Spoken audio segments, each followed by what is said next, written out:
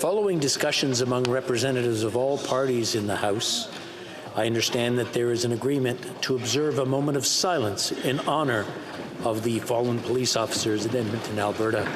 J'invite les honorables députés de se lever.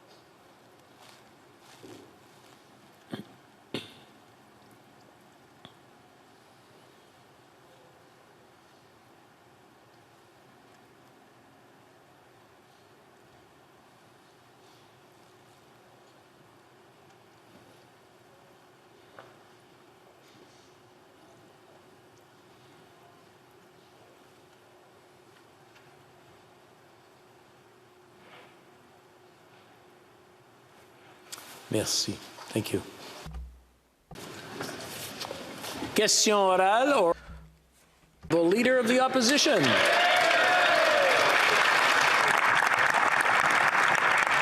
Monsieur le Président, aujourd'hui. Mr. Speaker, today I'm announcing that the Conservative Party is ready to allow all of its staff to testify with regard to Beijing's foreign interference.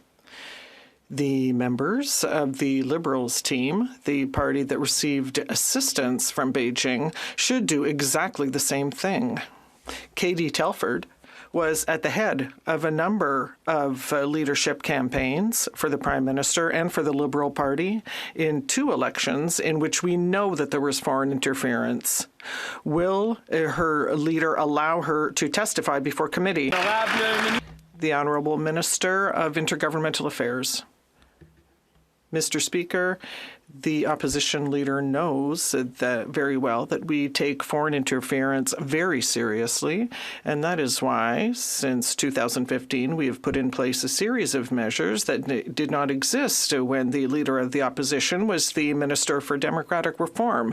We increasingly strengthened measures to counter foreign interference. Last week, we announced the Right Honourable David Johnston as Special Independent Rapporteur. Mr. Speaker, we're going to continue to take this situation very seriously. The Honourable Leader of the Opposition. Leaked intelligence reports that the Liberal Party received help in multiple elections from the communist government in Beijing, which wanted to keep the Prime Minister in place. We know that his top campaign officials like Katie Telford would have been aware of this help, and we need to know exactly what she knew and what the Prime Minister knew. Only she can answer these questions, but only the leader of the NDP will decide. He has the deciding vote. So the question for him is, will he help his boss, the Prime Minister, cover up, or will he vote for the Prime Minister's Chief of Staff to testify? Which is it? The Honourable Minister. Mr. Speaker, the Leader of the Opposition knows very well that our government has always been very transparent with Canadians in terms of the efforts that we have made, Mr. Speaker, to counter foreign interference in our democratic institutions. It's something that Conservatives can claim to have done nothing about. Zero. Mr. Speaker, the Foreign Affairs Minister and I were before the Procedures Committee last week. We were happy to answer questions. The Prime Minister took a very important step last week in announcing the Right Honourable David Johnston as an independent special rapporteur, and we look forward to implementing his recommendations on what more can be done, Mr. Speaker. The Honourable Leader of the Opposition. The question was for the NDP leader. I don't know if he's a part of the government. He should be able to get up and answer questions. I don't know why he's hiding behind his Liberal bosses again. His job is to work for the people, not to work for the Prime Minister. But now we're hearing rumors, they're unconfirmed, that he's going to help the Liberals cover up this scandal by blocking the Prime Minister's Chief of Staff from testifying about what she knew about Beijing's assistance to the Liberal Party in multiple elections. So finally, will the NDP leader stand up and answer the question? Will he help the Prime Minister cover up, or will he stand up for the truth? The Honourable Parliamentary Secretary. Mr. Speaker, Election interference is something on this side of the House that we've taken seriously since we first got elected in 2015. Unlike the members opposite, when the leader of the opposition was actually in charge of democratic institutions, he stood idly by and did nothing. For 10 years, that government did. So since we've been elected, Mr. Speaker, we have been seized with this issue since 2015. We've made election security a priority. We put in oversight processes. Mr. Speaker, this is an issue that's important to Canadians and it's important to us on this side of the House. Leader of the Opposition. After 8 years of this Prime Minister, the wait times for medical treatments have doubled, and there are thousands of Canadians who have no family doctor. We're 26 in the OECD countries in terms of access to family doctors. We have 10,000 immigrants and other Canadians who are trained abroad but who are qualified. So when will the Prime Minister have one test and one license so that we Canadians can have access to all these brilliant young doctors? Thank you. The Honourable Minister of Health. Thank you, Mr. Speaker. I am very pleased to remind my honourable colleague that on February 7th, we announced an investment of billions of dollars to help Canadians have access to better health care, and that under this agreement with all the provinces and territories, everyone agreed to recognize credentials here in the country and abroad. I'm very pleased that the colleague of the opposition is also interested in this question. The Honourable Leader of the Opposition. How much money you spend, as long as we ban 19,000 foreign-trained doctors and 34,000 foreign-trained nurses from entering into the profession, we won't have enough people delivering the service. We've had a national testing standard for the trades for 70 years in this country, but nothing similar exists in the professions. A red seal for the trades, we should have a blue seal for the professions. It should be merit-based, based on what people prove they can do in a national test that allows them to practice across the country. Will the Prime Minister get up and make it happen? The Honourable Minister of Health. Thank you, Mr. Speaker. It is happening, Mr. Speaker. All provinces have now sent a letter with an agreement in principle committing to implementing national credentials recognition. It's happening in Atlantic Canada. It's happening in Ontario. It's happening in British Columbia. With the leadership of this government, obviously words and support from the opposition leader matter also, but more importantly, action on the part of this government matter very much. The Honourable Member for La Prairie. Mr. Speaker, despite the opposition parties calling for a public independent inquiry unanimously, Mr. Speaker, despite Canadians and Quebecers wanting the same thing, the Prime Minister insisted on unilaterally appointing a special rapporteur who is anything but independent. The trust of Canadians and Quebecers in this electoral system is at stake. I feel that the first duty of the Prime Minister should be to ensure democracy, to ensure that it's sound. When will the Prime Minister find his sense of responsibility, revoke the special rapporteur position, and create a public and independent inquiry? The Honourable Minister. Mr. Speaker, obviously we share the sentiments of our honourable colleague in terms of protecting democracy, democratic institutions, and to maintain and reinforce the trust of Canadians in those institutions. Mr. Speaker, that's exactly what we did last week by asking the Right Honourable David Johnston to act as independent special rapporteur to look at all of the measures that we have taken when we formed government, and to make public recommendations as to the next steps to be taken, and we will follow his recommendations. The Honourable Member for La Prairie. Mr. Speaker, Johnston and independent in the same sentence, that doesn't work. It's fine that Mr. Johnson is a friend of the family, that he has a cottage right beside that of the Trudeau family, and we don't even mind that he said that he felt at home in China when he made a trip. 38 million people do feel that this was the wrong choice. So the Prime Minister is really shooting himself in the foot. He needs to get his friend out of this mess and set up a public inquiry that is independent, as called for by all Canadians and Quebecers. The Honourable Member for Interparliamentary Affairs. Mr. Speaker, all Canadians recognize the important service that the former Governor General did for this country and for Canadians. He was the dean of the law faculty. He was the dean of a university. He is an eminent Canadian, and he will work independently to prepare recommendations. He will look at all the measures that this government has put in place, and he will make recommendations as to what we continue to improve. I think that my honourable colleague should recognize this important gesture. The Honourable Member for Rosemont-la-Petite-Patrie. Mr. Speaker, Canadians are wondering why it took this Prime Minister so long to set up a public inquiry on allegations of foreign interference.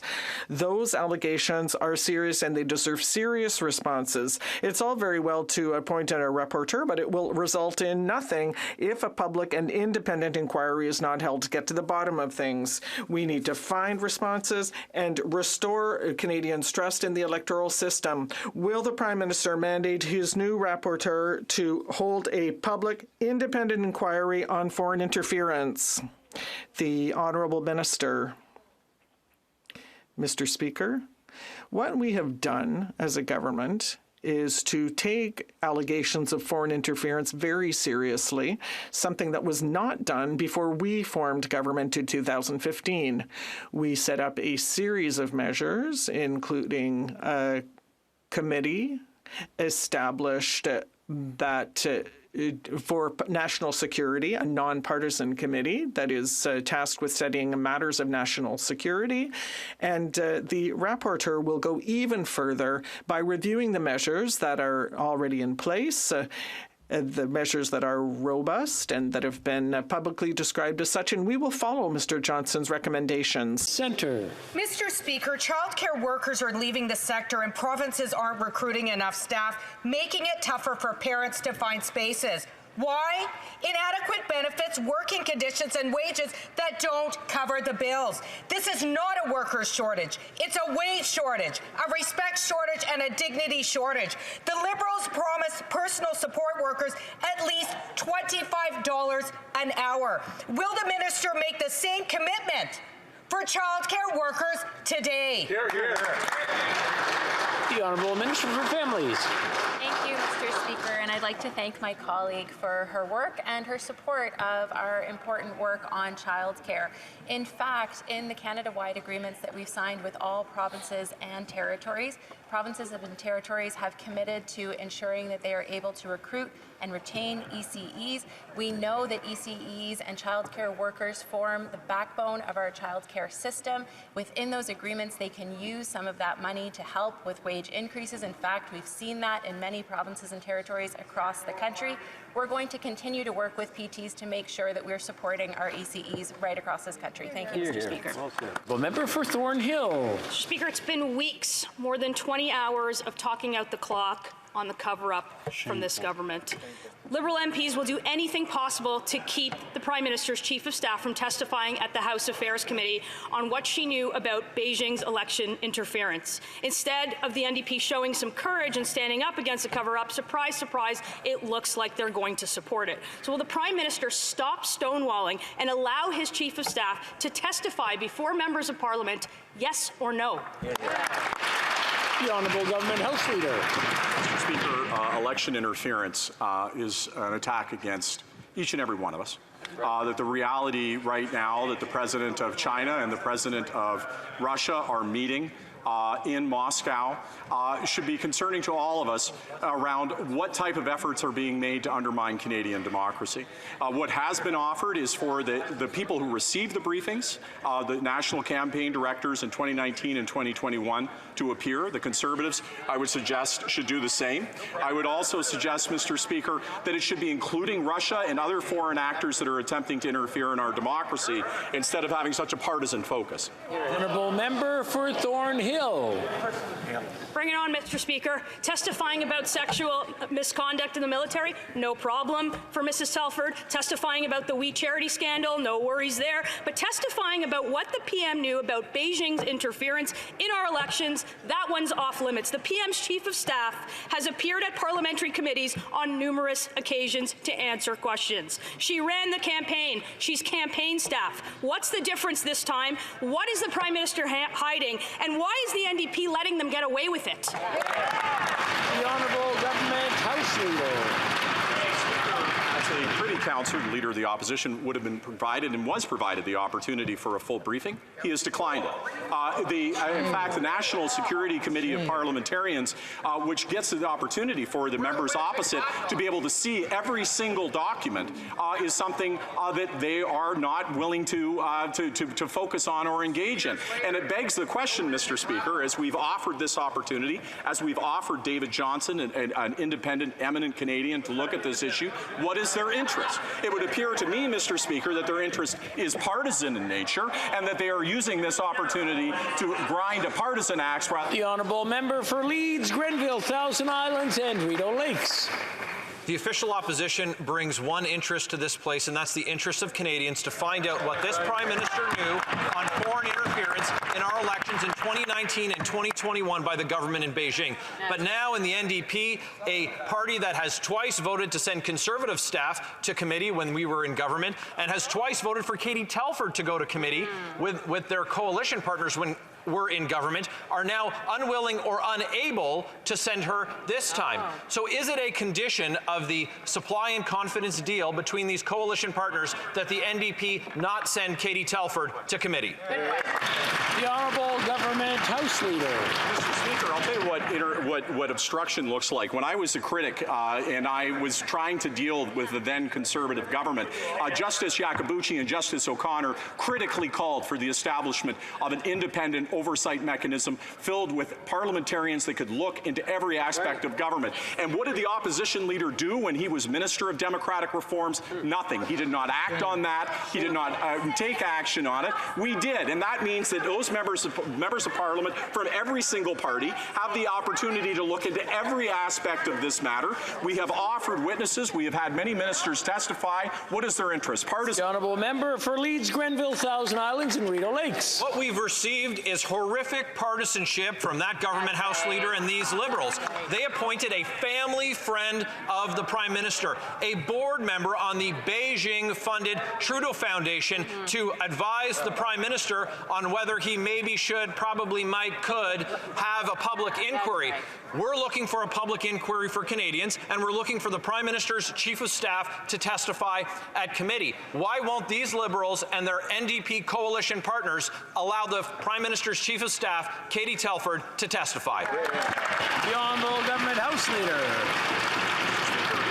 The honourable member across from me to be an honourable member. I am absolutely certain of his commitment to Canadian democracy. I hope that he would share the belief that every member in this House is equally committed to Canadian democracy, and that every member of this House is equally offended at the idea of foreign interference interrupting our democracy. What concerns me, Mr. Speaker, is that we have provided mechanisms for every party to be able to look at every aspect of this. We provided an eminent Canadian who is going to look at this independently and provide recommendations. We have offered multiple ministers, multiple witnesses. Their interest continues to be a partisan interest, not a factual interest. That is inappropriate. The Honourable Member for Louis Saint Laurent. Mr. Speaker, the interference by the Communist government in Beijing in the electoral process is a slap in the face to our democracy. This is wrong. We know what might have happened. Katie Telford is the Chief of Staff of the current Prime Minister, and she's led campaigns. We want to hear her in Parliamentary Committee. We know that the government doesn't want this. So here is my question for the member for Rosemont La Petite Patrie, a member of the coalition. Will he rise in this place and tell his constituents that he is going to vote for full freedom and transparency in this government and allow Ms. Telford to testify before committee? The Honourable Minister of Intergovernmental Affairs. Mr. Speaker, we share our colleague's interest, of course, in the importance of strengthening democracy, and we don't want democracy to be slapped in the face, obviously, as he said, and so that's why we set up measures when we came to power that had never been in place when his party was in power. And we will ask David Johnston to look at all the measures that have been put in place to date and to make recommendations that will be made public as to what we can do even better to reassure Canadians that essential measures are in place. The Honourable Member for Louis Saint-Laurent. Mr. Speaker, the Minister is a seasoned parliamentarian, an honourable man. What does he say to the fact that over 20 hours his his parliamentarians spoke nonsense for over 20 hours to prevent democracy from happening? This minister is a fan of, a partisan of parliamentary affairs. So will they call the Chief of Staff who can help us clear up what is happening with the communist regime of China? Will the minister give permission to Ms. Telford to testify before the Parliamentary Committee, yes or no? The Honourable Minister.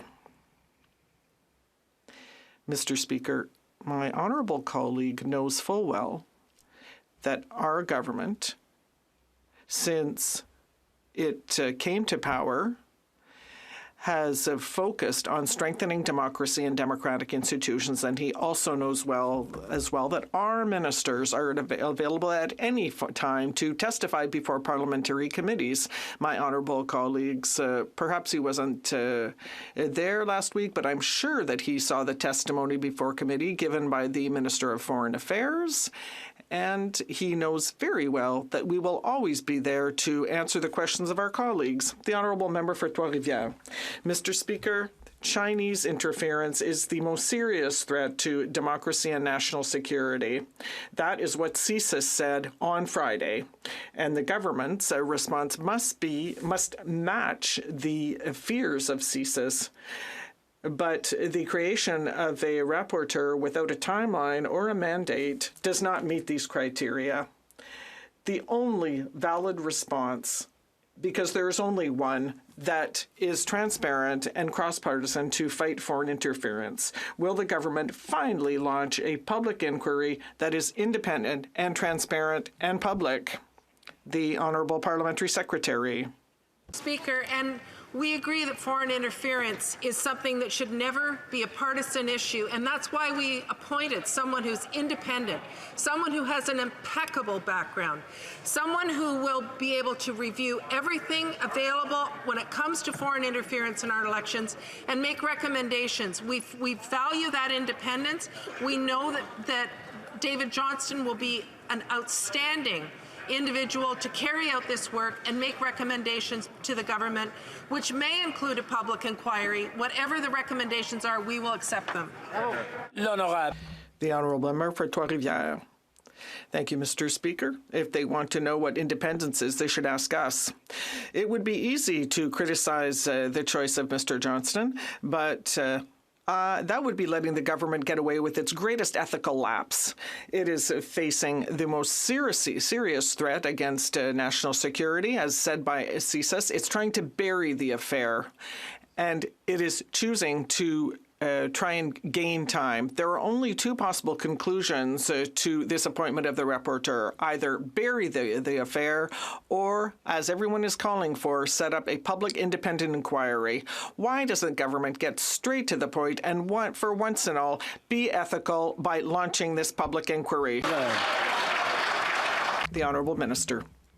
Mr. Speaker, clearly the Bloc is trying to would have us believe that we don't take our democratic institutions seriously. When we set up measures to protect our elections, the Bloc voted against. We tried to prevent foreign financing, the Bloc voted against it. Strengthen the integrity of our election lists, the Bloc voted against it. Mr. Speaker, we take these matters very seriously, that is, protecting our democratic institutions, and we will continue to do everything in our power to strengthen them and protect them, and we would appreciate the support from the Bloc for once. Laurentides de la Belle. Honourable Member for Laurentides de la Belle. Mr. Speaker, wrong person, but especially the wrong position. Beyond Mr. Johnson and his qualities, it's the Prime Minister who chose to create the wrong position by inventing a special rapporteur.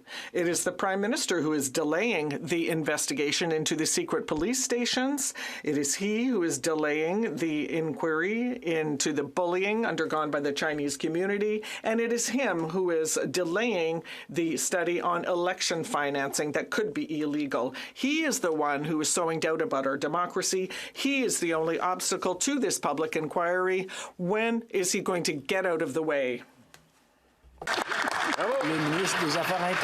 The Minister of Intergovernmental Affairs.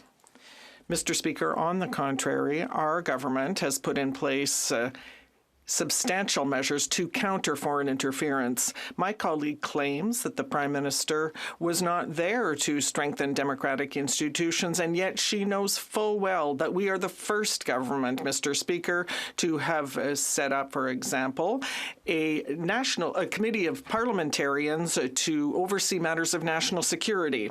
We put in place other measures that will strengthen electoral transparency. And lastly, Mr. Speaker, the Right Honourable David Johnston will continue this important work. Halton Hills. Mr. Speaker, the motion in front of the House today orders the Prime Minister's Chief of Staff to testify about Beijing's foreign interference in front of committee. It's clear the government will be voting against the motion, but the government and its party cannot carry the House alone. And it's not clear whether or not its confidence and supply partner, the NDP, will be voting for or against the motion. The public has a right to know before the vote. Can the government tell us if its confidence and supply partner will be voting for or against the motion? The Honourable Government House Leader.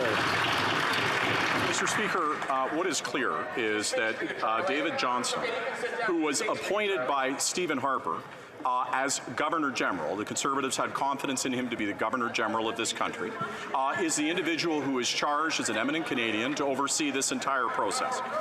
That individual now they're calling into question, but the idea that Mr. Johnston would not be committed to Canadian democracy and not look at every corner of this issue with the interest of Canadian democracy at heart is offensive.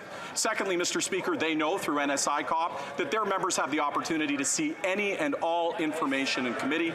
Unfortunately, they voted against creating that process. Member for St. Albert, Edmonton. Mr. Speaker, 3 times the Liberals and their NDP coalition partner blocked the Prime Minister's Chief of Staff from testifying about Beijing's election interference. And, Mr. Speaker, now Liberal MPs for nearly 24 hours at the direction of the Prime Minister have been filibustering my straightforward motion for Telford to appear. Why have these Liberals gone to such lengths to shield Telford? What is it that she knows that the Prime Minister wants hidden from Canadians? Honourable Government House Leader. Individuals who received briefings and who would have had knowledge of the 2019 and 2021 campaigns as the national campaign directors have been offered to testify to committee. The ministers who are responsible have testified before committees. Other witnesses, experts, are testifying before committee. Why does the Conservative Party so solely and singularly focus on Katie Telford? I'll tell you why. It's a partisan interest, and it's deeply disturbing. Their interest here is to wedge and divide and to create partisan advantage. I would suggest when we're dealing with something as serious as foreign interference that our focus should be on protecting our democracy, not on partisan advantage. The honourable member for St. Albert, Edmonton. Mr. Speaker, the Prime Minister's Chief of Staff is a critical witness to get to the heart of this scandal, namely what the Prime Minister knows, when he knew about it, and why he failed to respond to Beijing's election interference. If the NDP do an about-face and finally stand up for democracy instead of doing the bidding of this corrupt Prime Minister and the motion passes, will the Prime Minister respect the will of this House, or will he double down on his obstruction and double down on his cover-up? The Honourable Government House Leader. Mr. Speaker, I noticed that you didn't get on your feet, but I will. Calling a member of this House corrupt is despicable. Calling a member of this Parliament corrupt is something I find absolutely reprehensible. Order. Order. I'll let the Honourable Government House Leader start from the top, please. Speaker, I heard some yell across the way. I am flawed. I have made many errors in my life, as I'm sure many members of this House have.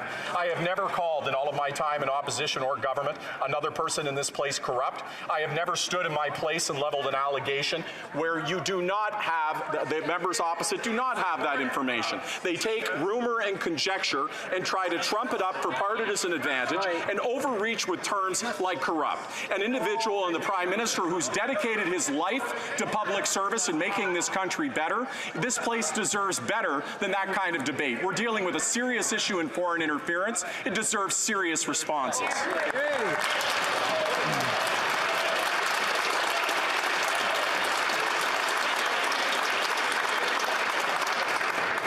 I want to remind the honourable members to use the words judiciously in the House and use parliamentary language. Parliamentary language being something that doesn't offend someone personally.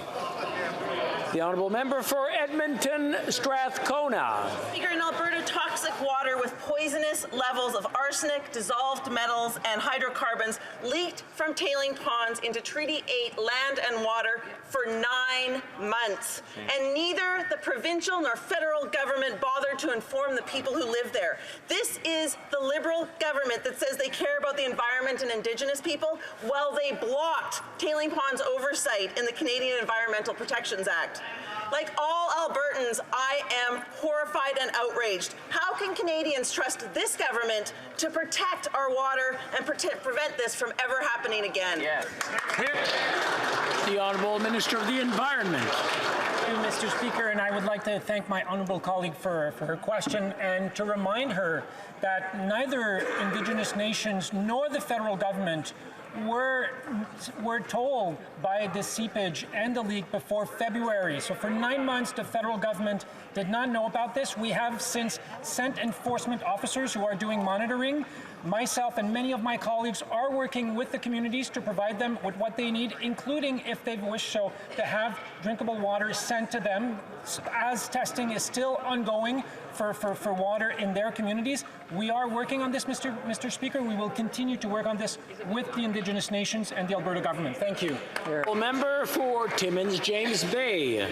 So Joe Biden is coming to town. It's going to be a great opportunity for him to school this Prime Minister on how he can move from saying nice words on the climate crisis to actually getting something done. Because Biden has put an unprecedented $370 billion to ensure the United States is a leader in the clean energy economy. Now, we know the Conservatives don't believe in clean energy, but when I've been meeting with Alberta workers, they're saying, what is this government going to do? So simple question, how much money is the Prime Minister going to put in this budget for clean energy to make sure that Canadian workers are not left behind? Hear, hear. Hear, hear. The Honourable Minister of the Environment.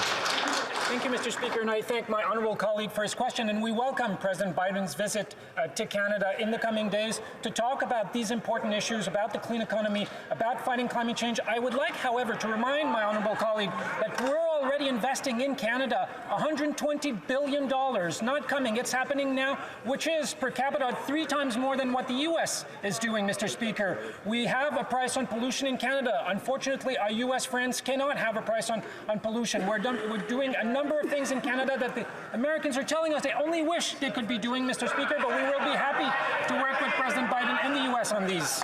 Honourable Member for Guelph. Mr. Speaker, we know that there have been significant roadblocks to building housing supply at the municipal level. The system simply isn't working. That's why I was pleased to join with the Prime Minister and Minister of Housing to announce further federal leadership to help get more homes approved and built through the new Housing Accelerator Fund. Could the Minister please tell this House about the details of this new program and what it means for Canadians? Hear, hear. Honourable Minister for Housing. I want to thank the honourable member for his question, Mr. Speaker. On Friday, I was pleased to join him together with the Prime Minister to announce the launch of the Housing Accelerator Fund, a $4 billion initiative that is meant to eradicate the roadblocks and get more housing built faster for Canadians. This will create 100,000 new units, as well as create permanent systems change that will ensure municipalities approve more housing for Canadians. This is just one part of our government's national housing strategy, and we will not rest until every Canadian has access to a safe and affordable place to call home.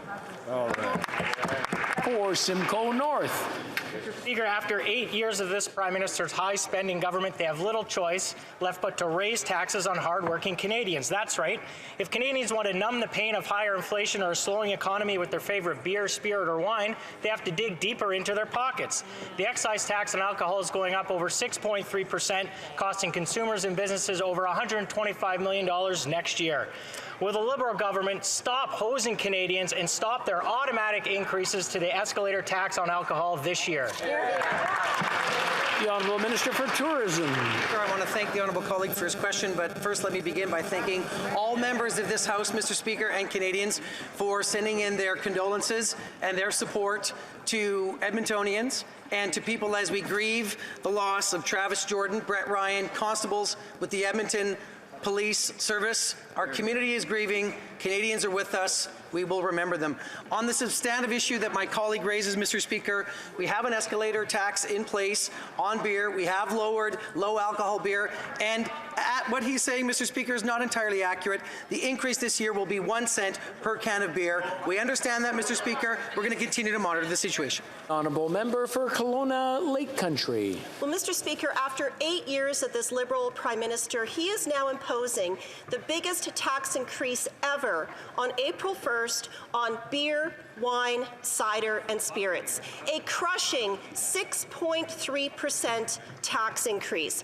Now, these cost increases will trickle down to restaurants, retailers, and ultimately Canadian consumers, and in and itself will continue to perpetuate increasing inflation. Will the Prime Minister cancel this April 1st tax increase on Canadians? The Honourable Minister.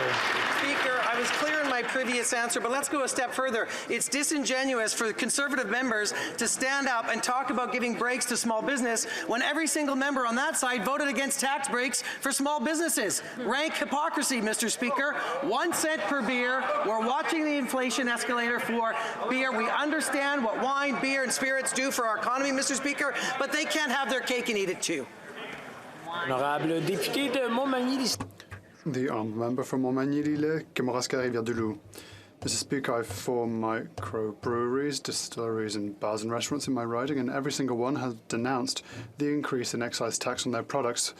This government has been here for 8 years, and never has it been so difficult for all of the population. And now they want to get even more revenue on the backs of Canadians. Will the Prime Minister do the only thing to reduce inflation? And will they cut the excise tax increase in the next budget? The Honourable Minister. I understand the important contribution that spirits, wine and other alcohols add to our community, Mr. Speaker. What we see with inflation and excise tax will add 1 cent per can of beer. That keeps our tax system egalitarian and responsible for all Canadians. Mr. Speaker, we will do the right thing. We will continue to be here to help Canadians with affordability. The Honourable Member from Montmagny-Lille, Kamouraska-Rivière-du-Loup. Mr. Speaker, 8 years. This government has been here for 8 years, and life has not been so difficult as today. Some people have to turn to food banks in order to get food. What has the government done over the years? Increase the cost of living everywhere, doubling rent. Groceries have increased. Inflation is at its highest in the past 40 years. When will the government finally work for Canadians by stopping tax increases? The Honourable Minister for Sports. since we took power in 2015. I'd like to remind this House that we have reduced poverty in Canada. 2.7 million Canadians have left poverty behind since the previous Conservative government, by the way. This is 582,000 children and 178,000 seniors that have been able to leave poverty behind thanks to our programs. And we continue to be here for people, for example, by offering $500 for Canadians who find it hard to pay their rent. So what the Conservatives should explain to Canadians is why every single time they vote against helping those who need the most. The Honourable Member for Pierre Boucher, Les Patriotes Verchères. Mr. Speaker, 11 days to go. Quebec has 11 days left to submit green infrastructure and public transit projects for our municipalities since Ottawa decided to move up the deadline unilaterally by 2 years. 11 days, or Ottawa will directly pocket $2.3 billion of Quebecers' money directly to Quebec City's 11 days, or they'll force us to wave goodbye to $2.3 billion in cultural centres, shoreline erosion and water treatment projects. Instead of threatening our cities, will the government simply extend this new deadline? The Honourable Minister for Interparliamentary Affairs. Mr. Speaker, I'd like to thank my colleague for his important question because it allows me to remind him how well we're working with the Government of Quebec when it comes to infrastructure. A number of times I've had extremely constructive discussions with Minister Julien, and I'm completely confident that by the 31st of March, we will find an agreement with the Government of Quebec on a significant list of infrastructure projects as defined by my colleague. Instead of just looking for a fight, we're looking to work with Quebec, and that is what we are doing right now. The Honourable Member for Pierre Boucher, Les Patriotes Verchères. Mr. Speaker, they respect their word so much and they work so hard with Quebec that when they sign agreements, well, they don't even follow the agreements that are signed. That's shameless. The government is threatening to take $2.3 billion away from our cities for projects like public transit. And at the same time, for example, the government keeps approving projects like Trans Mountain. That's just past $30 billion. Imagine, for our cities, it's an 11-day ultimatum. 11 days, or you get cut off. But for dirty oil companies, no ultimatum, no cap. The sky's the limit. A real favourable treatment for our oil and gas. Why not guarantee our mayors that they will get the money for their green projects? The Honourable Minister. Mr. Speaker, quite the contrary, we will not stifle Quebec of money for such important projects like public transit, like my colleague identified. For example, La Ligne Bleue in Montreal, tramway in Quebec. These are essential projects. In my discussions with the Mayor for Quebec and the Mayor of Longueuil, Mr. Speaker, we've always said that we will be here with the Quebec government in order to support its projects, its significant projects for the future, for its economic and environmental future for Quebec and for the rest of Canada. And I'm sure that we'll have an excellent agreement in the next few days. Glenn. Mr. Speaker, after 8 years of this Liberal Prime Minister, Canadians can hardly afford to eat, drive, or heat their homes. Anne from Thorhill told me her gas bill is over $1,000, and a quarter of that was carbon tax. She said, quote, last winter with the horrid cold snap, I still didn't have bills this high. She said, the carbon tax is brutal. The carbon tax has hiked the cost of everything, and the Liberals are just going to make it worse. So when will they take responsibility for the pain they've caused and axe the tax, or get out of the way so Conservatives can fix what they broke? The Honourable Minister for Natural Resources. Mr. Speaker, as I've said in the House many times, affordability is obviously a critically important issue for all members of this House. This government has put in place a range of measures to address affordability concerns, including the fact that the price on pollution actually results in 8 out of 10 families getting more money back than they pay. It is an affordability measure in and of itself. But, Mr. Speaker, climate change is real, whether my colleagues across the aisle admit it or not. Yes. It is something we must address for the future of our children. We must do so in a manner that will build good jobs and economic opportunities in every province and territory, and that is exactly what we are doing.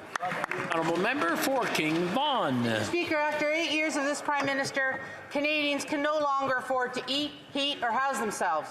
When the Liberals triple the carbon tax, the folks I know having to choose between heating and eating. Seniors like Sheila, Neil, and Marshall worry that surviving the next carbon increase on April 1st will be impossible for them to manage. Seniors are currently forced to use their overdrafts to cover their expenses. When will this Prime Minister exercise compassion and clear the path so Conservatives can fix this disaster they have created? The Honourable Minister for Seniors. Last 7.5 years, we've been there and supporting seniors and Canadians every single step of the way. Mr. Speaker, but you don't have to take my word for it, Mr. Speaker. The Conservative member herself was highlighting in committee how poverty rates for seniors have dramatically decreased, Mr. Speaker, since we took office, Mr. Speaker. And she's right. It's because, unlike them, we decided to invest in them, Mr. Speaker, by making sure we're investing and increasing their guaranteed income supplement, by increasing the old age security as pension for them, Mr. Speaker. Unlike them, Mr. Speaker, we're going to continue to make sure Canadians, including seniors, are supported now and into the future. Thank you. The honourable member for Foothills. After 8 years, Canadian farmers have clearly had enough of this Liberal Prime Minister. In a recent survey, they were asked how many felt the Liberals were doing a good job supporting Canadian agriculture. Do you know how many Canadian farmers said yes? 2%. 2%. I wonder why. Maybe it's the punishing carbon tax that is going up yet again on April 1st. And according to the Canadian Food Price Index, when the Liberal NDP coalition triples the carbon tax, an average Canadian farm will pay $150,000 a year in carbon taxes alone. Why is this Prime Minister so determined to tax Canadian farm families into the ground? L'honorable ministre. Merci, Monsieur le Président. Thank you, Mr. Speaker. Quite the contrary. We are the government that has best supported farmers and producers. When the Conservatives were here, they would cut when it came to programs. They would cut in investments in innovation and research. We need research. We need innovation in order to improve production, in order to reduce our greenhouse gas emissions, while increasing production, because we know that people are betting on Canada in order to meet food safety. We had the biggest budget in Canada's history. $4 billion. We're here for producers. Honorable député de Laval. The Honourable Member for Laval-les-Îles, Mr. Speaker. The French language is an asset for our country. It is the key to rich and diverse communities and cultures around the world.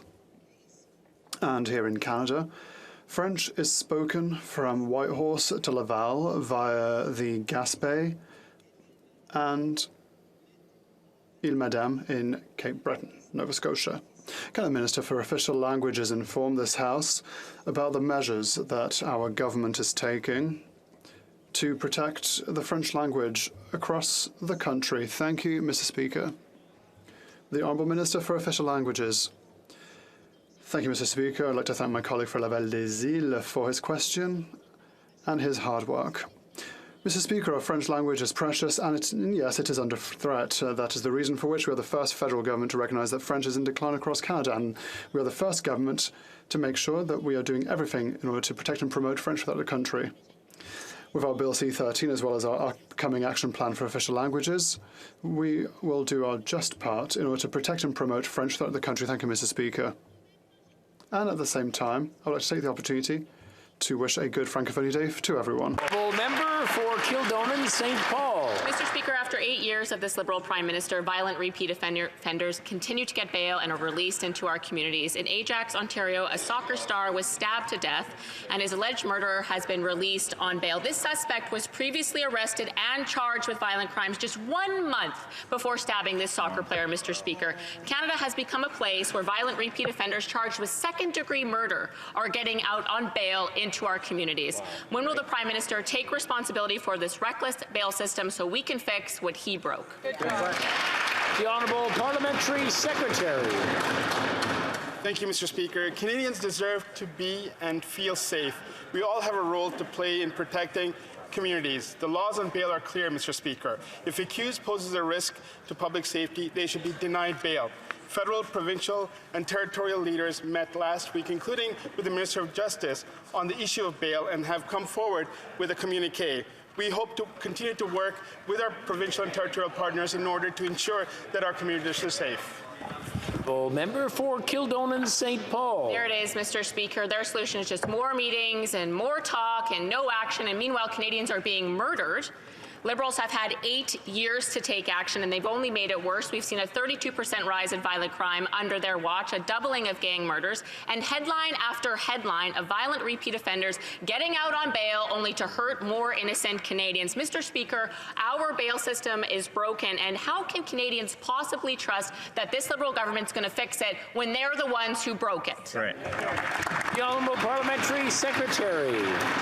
Thank you, Mr. Speaker. Just 2 weeks ago, the ministers of justice from the provinces as well as the federal government got together and brought forward some very important ideas on reforming the bail system. It's very clear that our communities need to be safe, Mr. Speaker. There is a right to bail enshrined in our Constitution, and the ministers of justice came together with a program that will allow for us to ensure that our communities remain safe, at the same time ensuring the right to bail. L'honorable député de Bellechasse. The honourable member for Bellechasse-les-Échemins-Lévis. Mr. Speaker, there have been tragic, violent events that have cost the lives of many Quebecers. This is part of a context. Since this Prime Minister since the Prime Minister took office, crime has increased by 32%. Our streets are becoming less safe, and yet this government is reducing sentences and allowing criminals to serve their time at home. At home, Mr. Speaker. When will this government finally take the situation seriously, protect victims, and impose tough sentences for violent crime? Mr. Speaker. The Honourable Parliamentary Secretary. Mr. Speaker, it is the Conservative Party that keeps hindering our work when it comes to national security and national safety. We've put forward a bill that just seeks to increase security and safety in Canada, and the Conservatives have already said that they don't want to hear anything about it. We've already had a number of murders this year, including one yesterday evening in Montreal, Mr. Speaker, and we have to strengthen firearms protection, firearms regulations, and we hope the Conservatives will help us. Davenport. Mr. Speaker, climate science must be at the heart of our decision-making process to fight climate change. The latest UN Intergovernmental Panel on Climate Change scientific report adds to our global knowledge and understanding, and it shows the indisputable fact that humanity continues to warm our planet to dangerous levels. The science is clear that only urgent and sustained emission reductions will limit warming of our planet. Can the Minister of Environment and Climate Change inform this House on Canada's progress on achieving our net zero targets? The Honourable Minister of the Environment. Thank you, Mr. Speaker, and I thank my honourable colleague for her question and her advocacy on this very important issue. Yes, today, Mr. Speaker, the Intergovernmental Panel on Climate Change issues another stark warning. We collectively need to act to fight climate change, something the official opposition doesn't seem to have understood over the last 30 years, Mr. Speaker, where they want to make pollution free again in Canada, where they have no idea whatsoever what needs to be done to fight climate change and to adapt to the reality of climate change. In 2021 alone, Mr. Speaker, $17 billion of climate impacts to Canadians. That's what climate change means to Canada, Mr. Speaker. Thank you. Well, the Honourable Member for Port Moody Coquitlam. Mr. Speaker, caregivers are at a breaking point as this Liberal government fails to solve the healthcare crisis. This is putting increased pressure on families to care for their loved ones. The important job of caring for parents, grandparents, and children is most often left up to women, and this work is unpaid. The government can support caregivers by immediately making the Canada Caregiver Credit a refundable tax benefit to put money back in people's pockets. Why is this government delaying this benefit for those who care for their loved ones? Honourable Minister of Health. Thank you, Mr. Speaker. We're obviously very mindful of the incredible challenges that patients and workers face in these very difficult times, and that's why just 6 weeks ago, the Prime Minister announced a historic investment of almost $200 billion in addition to the current level of the CHD, in addition to the value of the tax points. Those dollars, Mr. Speaker, obviously matter very much, but more importantly, they matter because they're going to lead to significant outcomes, positive outcomes for workers and patients in the years to come. Member for Kitchener Centre. Mr. Speaker, public transit is in crisis. Municipalities like mine are being forced to raise fares while in some cases simultaneously cutting service due to a lack of investment from higher orders of government. Groups across the country, from Environmental Defence to the Canadian Urban Transit Association, are sounding the alarm, warning that transit systems are at a risk of failing into a death spiral without critical operational support. Will the minister ensure not only capital funding in Budget 2023, but the critical operating support being called for across the country? The Honourable Minister for Interparliamentary Affairs. Mr. Speaker, I think the honourable member will acknowledge that our government has made multi-billion-dollar investments in improving Canada's public transit infrastructure in large municipalities and in small rural communities as well. He correctly identifies, Mr. Speaker, that during the acute months of COVID, our government stepped up in partnership with provinces to support municipalities to operate transit systems that were critical for essential workers to be able to serve people during COVID, and will continue, Mr. Speaker, to work with municipalities and partners to ensure that Canada has the best transit system in the world. That's all the time we have for question period today. C'est tout le temps que nous avons. Je voudrais signaler aux députés la présence à la tribune, Madame. I would like to call the attention of members to the presence of Ms. Nathalie Roy in the gallery, Speaker for the Quebec National Assembly.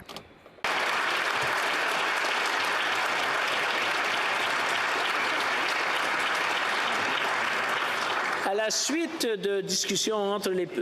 Following discussions among representatives of all parties in the House, it's my understanding that there is an agreement to observe a moment of silence following the tragic event that occurred in Amqui, Quebec.